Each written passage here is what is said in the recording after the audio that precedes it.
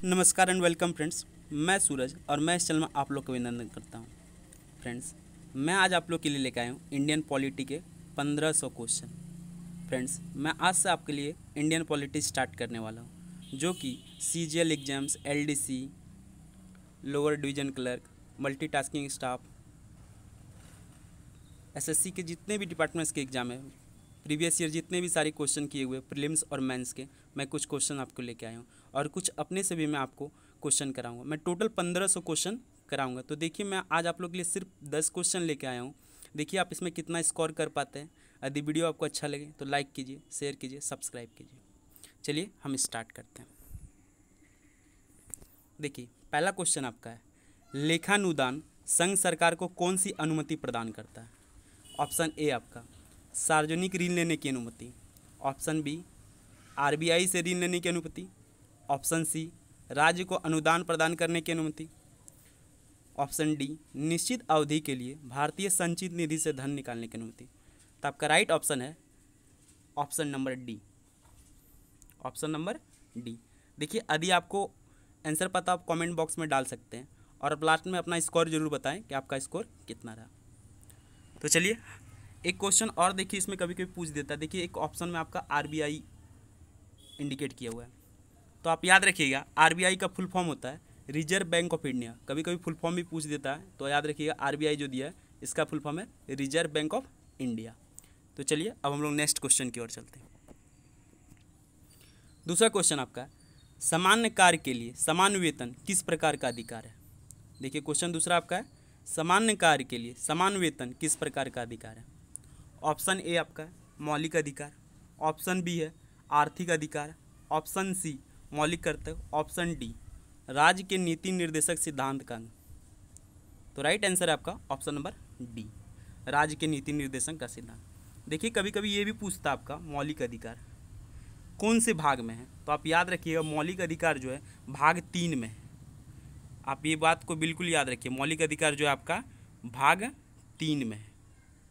कोई आपसे पूछे कि मौलिक अधिकार किस में है, तो याद रखिए मौलिक अधिकार जो आपका है भाग 3 में। और ये भी कभी कोई पूछता है कि मौलिक अधिकार का अनुच्छेद कहाँ से कहाँ तक है, तो आप याद रखिएगा मौलिक अधिकार का जो अनुच्छेद है 12 से लेकर 35 तक है। कहाँ से कहाँ तक है? 12 से लेकर 35 तक। ये भी आप याद रखिएगा 12 से 35, ये मौलिक अधिकार जो आपका है अनुच्छेद 12 से 35। चलिए अब हम लोग अगला क्वेश्चन की ओर चलते हैं। तीसरा नंबर क्वेश्चन है, भारतीय संविधान का कौन सा अनुच्छेद प्रेस की स्वतंत्रता की बात करता है? भारतीय संविधान का कौन सा अनुच्छेद प्रेस की स्वतंत्रता की बात करता है? ऑप्शन नंबर ए अनुच्छेद 15, ऑप्शन नंबर बी अनुच्छेद 16, ऑप्शन नंबर सी अनुच्छेद 22, ऑप्शन नंबर डी अनुच्छेद 19। तो आपका राइट आंसर है ऑप्शन नंबर डी, अनुच्छेद 19। चलिए अब हम लोग इसको एक एक करके ऑप्शन वाइज भी सीखते हैं। पहला जो ऑप्शन दिया हुआ अनुच्छेद 15, तो देखिए मैं आपको बता देता हूँ अनुच्छेद जो 15 है ये जाति, धर्म, लिंग, स्थान के नाम पर स्वतंत्रता देता है। मतलब जाति, धर्म, लिंग आधार पर कोई भी भेदभाव नहीं होगा, ये आपका अनुच्छेद 15 डिनोट करता है। अब आता है आपका अनुच्छेद 16। तो अनुच्छेद 16 जो है आपका, अनुच्छेद 16 जो है लोक नियोजन है। लोक नियोजन, अब बोलिएगा सर ये लोक नियोजन समझ में नहीं आया। तो देखिए, लोक नियोजन जो होता है वो सरकारी नौकरी को दर्शाता है। कहने का अर्थ है सरकारी नौकरी में जो भी पोस्ट है वो सब क्या करता है, उसमें भी समान अवसर प्रदान करता है। तो आप सोचिएगा SC ST में छूट वोट जो दिया जाता है वो एक अलग प्रावधान है। चलिए अब आता है आपका अनुच्छेद 22। तो अनुच्छेद 22 जो है, देखिए अनुच्छेद 22 जो आपका गिरफ्तारी से संबंधित है। तो आप याद रखिएगा जब भी गिरफ्तारी पूछे किसमें गिरफ्तारी, तो याद रखिएगा आप अनुच्छेद 22। और लास्ट ऑप्शन आपका जो था अनुच्छेद 19 प्रेस की स्वतंत्रता। एक वर्ड से इसको और डिनोट करते हैं अभिव्यक्ति की स्वतंत्रता। कभी कभी प्रेस की स्वतंत्रता नहीं देकर दे देगा आपको अभिव्यक्ति की स्वतंत्रता। तो आप याद रखिएगा अनुच्छेद 19। चलिए हम लोग अगला क्वेश्चन की ओर अब बढ़ते हैं। 4th नंबर क्वेश्चन है, निम्नलिखित में से कौन सी संसदीय व्यवस्था की विशेषता नहीं है? निम्नलिखित में से कौन सी संसदीय व्यवस्था की विशेषता नहीं है? ऑप्शन नंबर ए दोहरी शासनात्मक व्यवस्था, ऑप्शन नंबर बी बहुमत दल का शासन, ऑप्शन नंबर सी शासन का नेतृत्व प्रधानमंत्री के हाथों में होता है, ऑप्शन नंबर डी इस व्यवस्था में राष्ट्रपति द्वारा निचले सदन का विघटन नहीं किया जा सकता है। तो इसका राइट आंसर है ऑप्शन नंबर डी। देखिए, दोहरी शासनात्मक व्यवस्था जो है ये तो विशेषता है, लेकिन हम लोग से क्या पूछा, विशेषता नहीं है, तो विशेषता नहीं, ऑप्शन नंबर डी है। इस व्यवस्था में राष्ट्रपति द्वारा निचले सदन का विघटन नहीं किया जा सकता। चलिए हम लोग अगला क्वेश्चन की ओर बढ़ते हैं। भारतीय संसद किसके मिलने से बनती है? तो देखिए आपका ऑप्शन है भारतीय संसद, क्वेश्चन है आपका भारतीय संसद किसके मिलने से बनती है? Option number A Lok Sabha, Rajya Sabha और राष्ट्रपति द्वारा। Option number B Lok Sabha Rajya Sabha द्वारा। ऑप्शन नंबर सी केवल लोकसभा द्वारा। Option number D Lok Sabha, Rajya Sabha, सर्वोच्च न्यायालय और राष्ट्रपति द्वारा। तो आप इसका राइट आंसर है ऑप्शन नंबर ए। इसका राइट आंसर है ऑप्शन नंबर ए। आप याद रखिएगा कि जो संसद होता है तो वो 3 चीज़ों से मिलकर बनता है, लोकसभा, राज्यसभा और प्रेसिडेंट यानी कि राष्ट्रपति। कभी कभी इसमें ये भी क्वेश्चन कर सकता है कि लोकसभा आर्टिकल कितने को डिनोट करता है, लोकसभा कितने अनुच्छेद में आता है, राज्यसभा कितने अनुच्छेद में आता है, राष्ट्रपति कितने अनुच्छेद में आता है। तो देखिए इसका सिंपल सा एक ट्रिक है, मैं बताता हूँ। आप उल्टा गिनती ले लीजिएगा, ठीक है। जैसे कि आप देखिए सबसे पहले राष्ट्रपति ले लीजिए, तो राष्ट्रपति जो आता है 79 में आता है, आर्टिकल 79 याद रखिएगा। राष्ट्रपति जो आता है किस में आता है, आर्टिकल 70, अनुच्छेद 79 राष्ट्रपति आता है। और राज्यसभा जो आता है ये आता है आपका 80 में, आर्टिकल 80। ये लोकसभा जो आपका आता है ये आपका आता है अनुच्छेद 81 में। तो आप उल्टा याद रखिएगा राष्ट्रपति से, राष्ट्रपति 79, राज्यसभा 80, लोकसभा 81, सीरियल नंबर में ही है, ठीक है। चलिए अब हम लोग आगे क्वेश्चन की ओर बढ़ते हैं। 1-2 पॉइंट देखिए, चलिए हम लोग इसमें देख लेते हैं। कभी कभी पूछता है लोकसभा में वर्तमान सदस्य कितने होते हैं, तो आप याद रखिएगा लोकसभा में जो वर्तमान सदस्य होते हैं 545 होते हैं। कितने होते हैं? 545 याद रखिएगा। लोकसभा में जो वर्तमान सदस्य होते हैं वो कितने होते हैं? 545। राज्यसभा में अगर पूछे आपसे वर्तमान सदस्य कितने होते हैं, तो राज्यसभा में तो 245 याद रखिए। कितना? 245। राज्यसभा में कितने होते हैं? 245। और एक होता है कि संयुक्त सत्र का वेतन कौन बुलाता है, तो जो संयुक्त सत्र का बैठक होता है वो राष्ट्रपति बुलाता है, ये भी आप याद रखिएगा। चलिए अब हम लोग अगला क्वेश्चन की ओर बढ़ते हैं। अगला क्वेश्चन है निम्न में से किस एक अध्यक्षता ऐसे व्यक्ति द्वारा होती है जो कि उसका सदस्य नहीं होता है? तो इसका आंसर है राज्यसभा, ऑप्शन नंबर सी याद रखिएगा। निम्न में से किस एक की अध्यक्षता ऐसे व्यक्ति द्वारा होती है जो कि उसका सदस्य नहीं होता है? तो आंसर कौन है? राज्यसभा।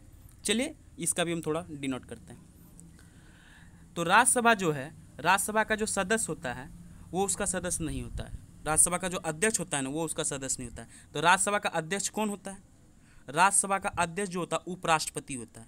इसमें एक पॉइंट बहुत अच्छा डिले किया जाता है कि उपराष्ट्रपति राज्यसभा का पदेन सभापति होता है, याद रखिएगा। उपराष्ट्रपति जो होता है ना राज्यसभा का पदेन सभापति होता है, लेकिन उपराष्ट्रपति राज्यसभा का सदस्य नहीं होता है, ये बात याद रखिएगा। चलिए अब हम लोग अगला क्वेश्चन की ओर चलते हैं। भारत का एक कल्याणकारी राज्य है, यह कहाँ से पता लगता है? ऑप्शन नंबर ए प्रस्तावना द्वारा। ऑप्शन नंबर बी मौलिक कर्तव्यों द्वारा। ऑप्शन नंबर सी मौलिक अधिकारों द्वारा। ऑप्शन नंबर डी नीति निर्देशक तत्वों द्वारा। तो इसका राइट आंसर है ऑप्शन नंबर डी। चलिए अब हम लोग आगे चलते हैं। एक क्वेश्चन और इसमें देखिए कभी कभी पूछ लिया जाता है कि संविधान में किसको आत्मा कह के बुलाया गया? तो याद रखिएगा संविधान में प्रस्तावना को आत्मा कहा गया, संविधान की आत्मा कहा गया प्रस्तावना को, ये बात भी आप याद रखिएगा। चलिए अगला क्वेश्चन आपका, निम्न में से कौन सा भारत के राष्ट्रपति की इच्छा तक ही अपने पद पर बना रह सकता है? तो याद रखिए भारत में इच्छा तक जो पद पर बना रहता है वो राज्यपाल रहता है। तो देखिए राज्यपाल आपका कितना नंबर है? Option number C. तो इसका राइट आंसर हो गया ऑप्शन नंबर सी, राज्यपाल। कोई भी अपने पद पर बना रह सकता है राष्ट्रपति की इच्छा के अनुसार, वो राज्यपाल है। जब तक राष्ट्रपति चाहेगा तब तक वो रह सकता है। चलिए अगला क्वेश्चन देखते हैं। नियंत्रक एवं महालेखा परीक्षा का कार्यकाल कितना होता है? ऑप्शन नंबर ए 6 वर्ष, ऑप्शन नंबर बी 5 वर्ष, ऑप्शन नंबर सी 3 वर्ष, ऑप्शन नंबर डी तय नहीं किया जा सकता।